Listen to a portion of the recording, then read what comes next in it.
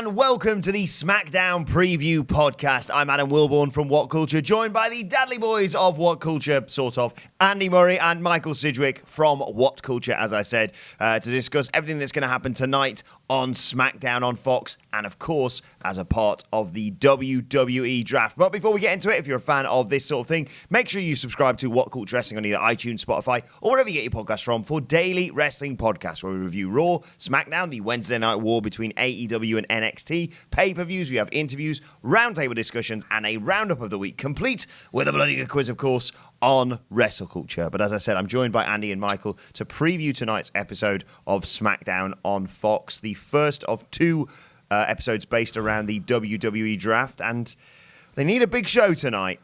I would say so. Now, I know principally my job is to deliver insights and opinion and analysis, but I don't know if it's because I've lost a lot of sleep this week being a British viewer of wrestling or what. I'm just approaching this whole night with just significant confusion. Who's on which show to begin with? Who are these American celebrities? Why are they bothered about who appears on what show? How does this draft actually work? So there are two draft pools. This is the weird part, isn't it? Yes, which means that we have a list of people there in front of me, the likes of Becky Lynch, Roman Reigns, AJ Styles, The Fiend, Randy Orton, Sasha Banks, the list goes on and on. Those are the people who are going to be drafted tonight, and there is a separate list that includes Brock Lesnar that are going to be drafted on Monday Night Raw. But obviously, that's not, I don't mean by that drafted to SmackDown tonight and to Raw on Monday. These are just the list of people that you can choose from when you get your draft picks. Is that right? So the list of wrestlers, there's about 30 odd of them here that we have in front of us for the audio viewers, is these are the eligible names for tonight. So they can go to either brand. They can go anywhere. But only these names can be picked tonight, which I hate because it removes all prestige from where you're selected. Number one pick overall essentially doesn't mean all that much because Brock Lesnar can't be picked tonight and Seth the Chef Rollins can't be picked tonight. So you're the number one of half the roster. Removes all prestige from it. It's You're weird. 1A. Yeah. One thing I do get in this haze of too much wrestling is that there are 3 Raw picks for every 2 SmackDown picks. Is that right? Correct. Because obviously they have a longer show. Although, as we discussed on the news this morning, I sense that the SmackDown picks are probably going to be, higher up, the likes of Randy Orton, Ricochet, Braun Strowman, whereas the Raw picks are probably going to be Eric Young, Humberto Carrillo, and EC3 probably. When we go through this, and I will get undone in the end by just losing track, but surely the way to do it is... There's 2 ways to do it. One, you have to keep each brand distinct, like the star quality on SmackDown and the wrestlers, the really good wrestlers on Raw, because that's virtually got a audience that USA will be more or less happy with. That is, I want to say guaranteed to watch every week, because if there's 1.9 to 2 million people willing to put up with the total asinine bollocks of the wild card and 2 out of 3 fall matches. Yes. They're not going anywhere. Like, where would they go? You know I'm Team Sidgwick now, of course, don't you? Yes. This week, especially after Hell in a Cell on Monday Night Raw. So under that basis, like the 2 distinct brands, and I'm going to try and think of which combinations of wrestlers are profoundly overexposed. Now, the problem we have here, the question I want to ask is who needs to switch shows? Who has to be on SmackDown or Raw or just, have a change of scenery? The stumbling block we have, as you mentioned, with the wild card rule, RIP, is I don't really know, aside from the obvious ones, who's on what brand. Yeah, it's kind of fun to sit there with like a little bingo card and try and figure out between you. That's the problem with the past couple of months. They've diluted it to the point where it's really, really hard to track with. And even if they've got another brand's belt, it doesn't mean they're affiliate. Like the Revival or SmackDown Tag Team Champions. Like they're not on SmackDown, but they're technically Raw wrestlers. It's all nonsense. And the thing with it is as well that say Becky Lynch gets drafted to SmackDown, she's the Raw Women's Champion. So you've effectively got a micro wildcard rule for her until she loses that belt.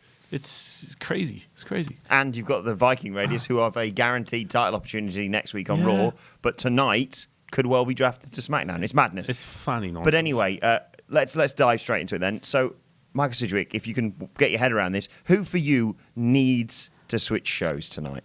Or this week, I should say.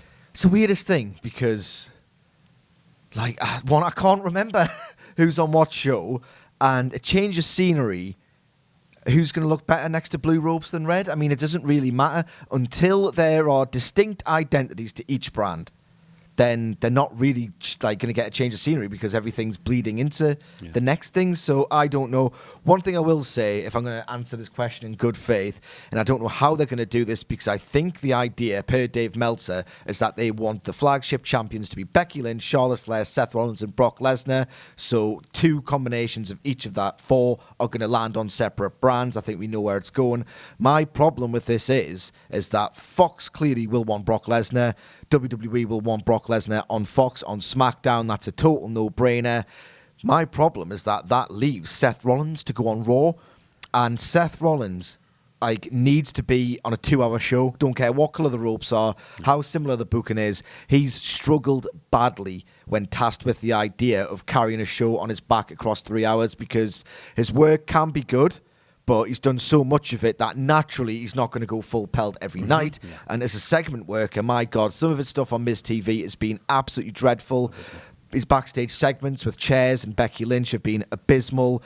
Unless he turns heel, I do not need him on a 3-hour show. I'm sorry. Yeah, totally agree with regards to Seth and how that whole top tier title thing will shake out. As far as changes of scenery goes, I think looking down the list, there's guys like Drew McIntyre who he's injured at the moment, but so overexposed, so stale, so mishandled in a way, but everyone on that roster is. Guys like him could certainly do with it. I think that if you want to kind of look at how these things might pan out, we've had talk of like a real sport feel on SmackDown, but looking at the whole set, it looks like the new set design looks really cinematic, really cool. The lighting effects, it's big, it's crazy. Every photo on WWE.com's gallery after the show looked incredible. And I wonder if that might factor into it. I wonder if they will choose to put their big spectacle performers to complement that big spectacle background. So maybe I'm looking at guys like Braun, who is often portrayed as a complete dummy. But when he's in full gear, he's really exciting because he's a freak athlete and he's bloody massive. Maybe a guy like Ricochet as well. I think he'd be a great guy to showcase on that bigger show and all. Although I don't know if they'll have really connected those dots. The stage looks great, so the wrestlers need to look For me, I'm looking at 3 hours versus 2. 3 hours versus 2 hours. It's crucial because under 3 hour format that Raw has been how long? 8 years, 9 years at this point. It's ridiculous. But regardless, I'm looking at guys who have got genuinely diverse skill sets who don't get overexposed when they're asked to do so many things. I mean, God bless. I look at Lacey Evans because of Raw's format on Monday, and because they had no plans to do anything with the 2 top guys on it, Seth Rollins and The Fiend, that last woman standing match ended up being 17 minutes. Yeah. Someone like Lacey Evans, again, I don't want to see her on a 3-hour show. So on that basis, my mind immediately leaps out to Kevin Owens.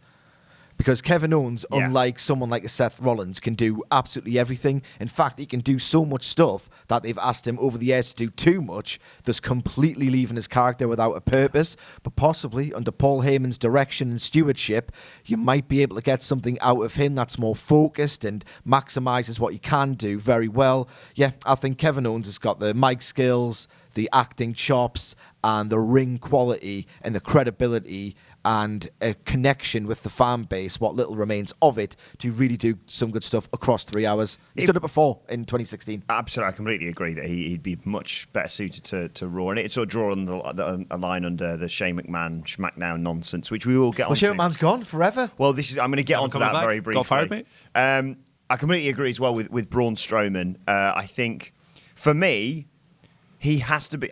My picks are sort of based on looking forward for the title picture, and I think Braun Strowman, very simply, has to be on the show which has the WWE Championship on it. Now, it would seem that Universal Championship's red, so that would stay on Raw, and WWE Championship would stay on SmackDown with Brock Lesnar. But who knows? But my argument is, as much as I'm not sure it'd be the right match to do again, to have Brock versus Braun. Yeah. Braun needs to be challenging for a different championship, because the stench of defeat whenever he challenges for that Universal Championship is really strong. Basically Samoa Joe at this point. You think he's 0-6 or something like that in title fights. It's kind of crazy. And the other one I would pick straight off the top of my head in terms of, as you mentioned, if you're going to make Monday Night Raw the wrestling showcase side of things, and also because I think there is, disregarding the Seth Rollins Fiend stuff, because there is the scope for a real elevation and a push around the title picture, whether that be in 3 months, 6 months, whatever.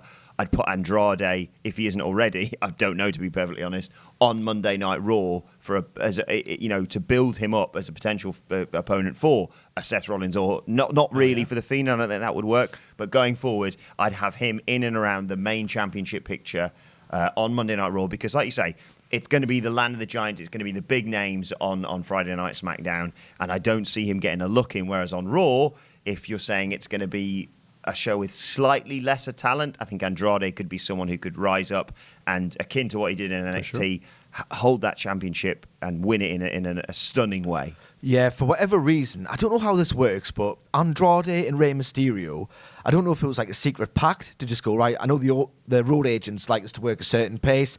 No, I'm absolutely not going to do that. So they wrestle a series of total bangers on SmackDown, which again gives me pause to think, yes, I would like to see Andrade on Raw, because if he's perfected or just completely bantered off that TV match formula, then yes, 17 to 20 minute long Andrade matches on Raw could really I want to say get some of that NXT crowd, but there's not much of it, to be honest. Yeah. But you know what I mean? I think they will have a guaranteed base on Raw that can create its own buzz within itself if they've got a guy like Andrade who can wrestle total bangers. And it would make sense as well for me to switch around Sasha Banks and Bayley to challenge for those 2 women's championships, because they've kind of done all they can with the feuds as they are. I'm kind of sick of anything involving these 4 characters interacting, to be perfectly honest. They're all phenomenal. They're probably my 4 favourite women's wrestlers ever, purely because of the time I got into NXT, the stories and so forth.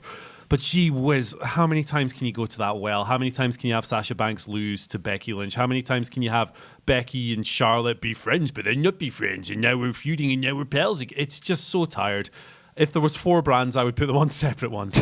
Put Sasha on 205 Live, put Becky on NXT, and then figure the rest out. Is there any other names that spring to your mind that need a change of scenery?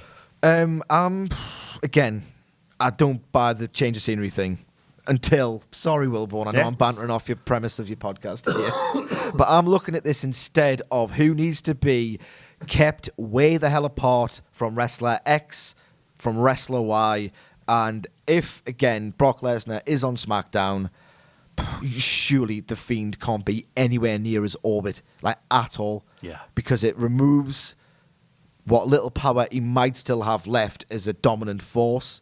If he's anywhere near the vicinity of Brock Lesnar, their croths might pass far too soon for my liking. I think you can have, if they're the 2 top heels in the entire company, they need to be kept separate. Across the Firefly Funhouse and whatever abominations they're going to try and get him to do in the ring, again, on the 3-hour deal, he can do different stuff. He's proven to be a highlight of Raw with his different segments. So, yeah, if that character is worth saving, he needs to be kept apart from Brock Lesnar.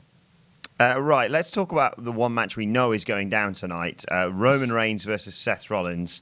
Do you think this is an opportunity to sort of win back some favour with the fans in this match? It's a really tough one to answer, because I have no idea how the crowd reactions are going to go with this. There's a very real chance that Seth on Sunday became Roman, like the Roman of a couple of years ago.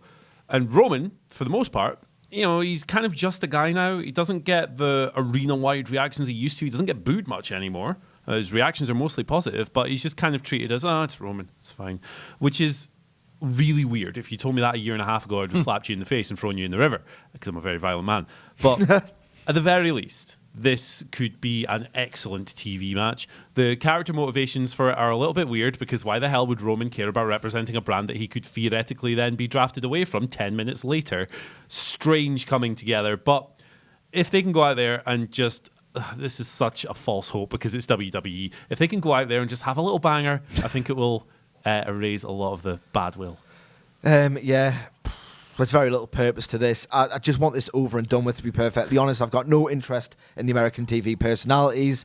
As Murray rightfully points out, there's the thinnest premise possible to have a match, especially when it's like two good pals. Yeah. If I just wish they could have some freedom on like social media, or to do like a little video camera like thing in their car or something to say, look, I know we're good friends, and I know that we've appeared on both shows. I'll just do whatever kind of crap possible to say, but we always like a fight. I'll lay it in because you're my best friend. All that kind of stuff. Just do something to build it beyond this premise. Yeah, I'm very interested in the reaction. It's going to be some kind of, hey, it's Bizarro, World King. Because Seth Rollins is going to get booed. Yeah. I can feel it. It's his first appearance post-Wyatt. He will be blamed, fairly or otherwise, it's unfairly, for the demise, seemingly, of the Fiend character. So yeah, I think Roman Reigns will get cheered at his expense. And, I think Seth's going over. Same.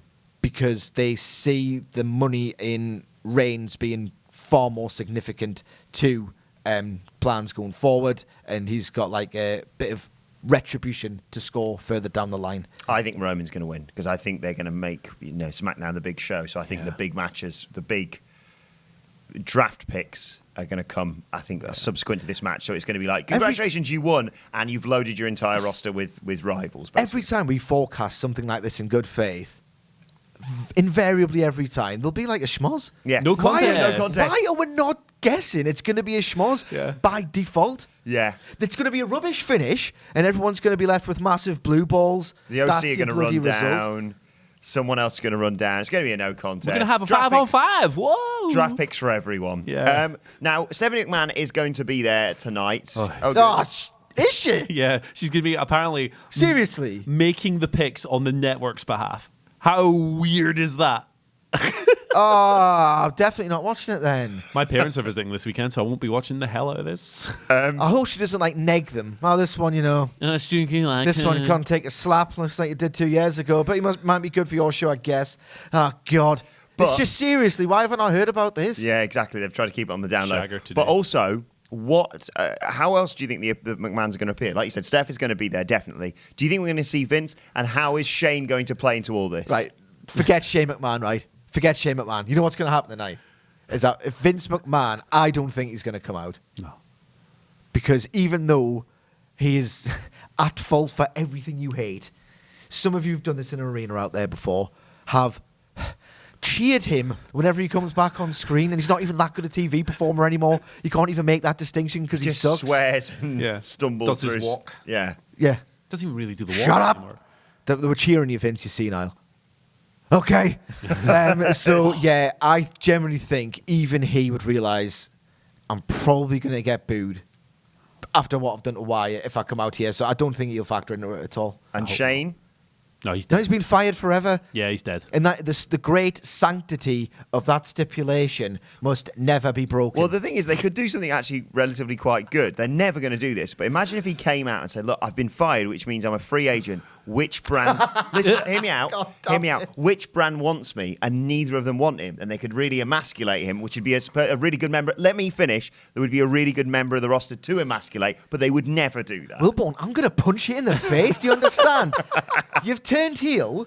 You've made a gimmick out of turning heel. I generally think it's quite authentic, and you're still fantasy booking these absurd scenarios in which Shane McMahon shows some humility. No, that's Are what you I'm saying. kidding us? That's what I'm saying. That's what they should do. They never will, but that's what they should do.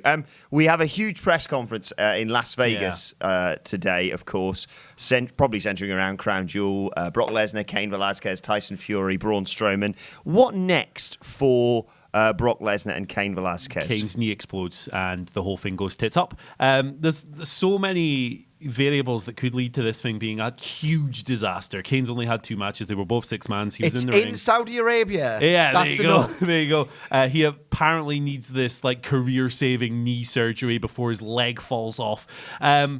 It could be a lot of fun. It could be a total mess. But really, the ultimate conclusion to this whole thing, which is what it's been from the start, is that the real hardest man in WWE, the real backstage shooter, Sin Cara, returns and kills them both. What do you see going down with Brock and Cain? Provided, I don't know, because Meltzer speculated that depending on the significance of the injury, they could hold off plans until WrestleMania. Which just, how desperate. Did they not give him a medical? Well, to be fair, I don't think they even signed him on a full-time contract. At least Kane could get some abs by WrestleMania. Well, oh, God. Discourse is so exhausting, isn't it? Something else. Oh, my goodness. It's going to be an absolutely abysmal disaster at Crown Jewel.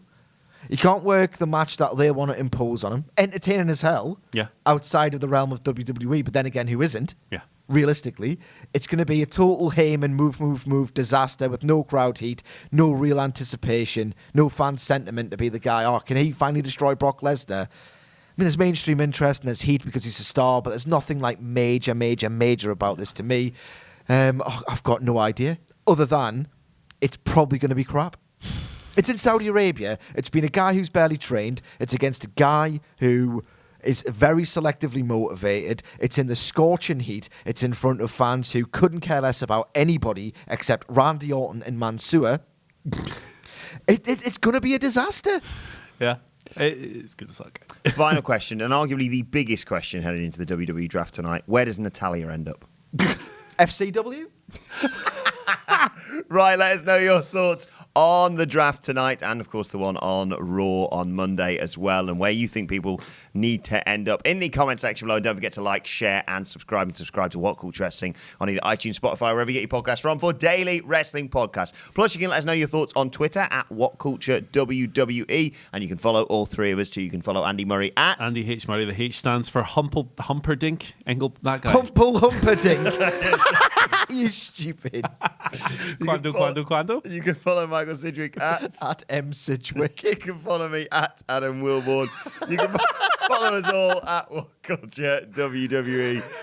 This has been the SmackDown preview. My thanks to Humperdink over here and Michael Sidgwick. Thank you for watching, and we will see you soon.